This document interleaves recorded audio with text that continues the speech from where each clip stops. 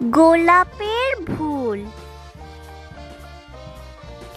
একসময় একটি শুষ্ক ও রুক্ষ জায়গা ছিল।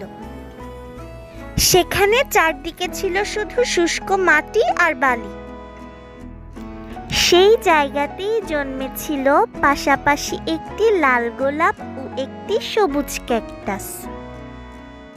গোলাপটি ছিল খুব সুন্দর, তার পাপড়ি ছিল নরম তুলতুলে ও লাল টকটকে, আর তার পাতা ছিল সবুজ ও তাজা। তবে ক্যাকটাসটি ছিল কাঁটায় ভরা, দেখতে ছিল রুক্ষ ও সাধারণ।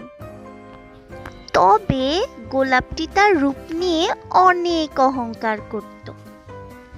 সে প্রায় সময় ক্যাকটাসকে ঠাট্টা করে বলতো, তুমি কত কাঁটা ভরা আর করছি, তোমার দিকে কেউ তাকায় না, আর আমাকে দেখো আমি কত সুন্দর, হ্যাঁ আমি তো অহংকারী বেয়াদবা। ক্যাকটাসটি এসব শুনে কষ্ট পেলেও গোলাপকে কিচ্ছু বলতো না। সে চুপচাপ এসব সহ্য করে নিত। দিন যেতে যেতে সূর্যের তাপ আরও বেড়ে গেল। বৃষ্টি তো একেবারেই বন্ধ হয়ে গেল। চারপাশ হয়ে উঠল শুকনো। গোলাপটি ধীরে ধীরে দুর্বল হয়ে পড়ল। রং হয়ে গেল একেবারে ফ্যাকাশে, ও তার পাপড়িও ঝরতে শুরু করলো। একদিন গোলাপটি কাঁদতে কাঁদতে বলল, আমি আর বাঁচতে পারছি না, আমার দরকার।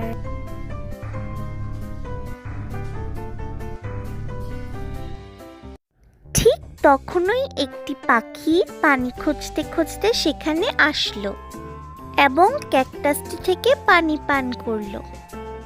গোলাপ সেটি দেখলো ও ক্যাকটাসকে বলল, ক্যাকটাস ভাই, আমি তো আর সহ্য করতে পারছি না, তোমাদের থেকে আমাকে একটু।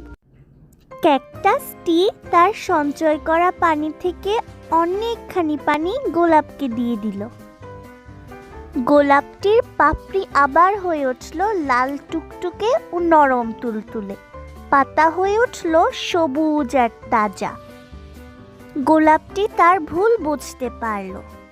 গোলাপটি ক্যাকটাসটিকে বলল,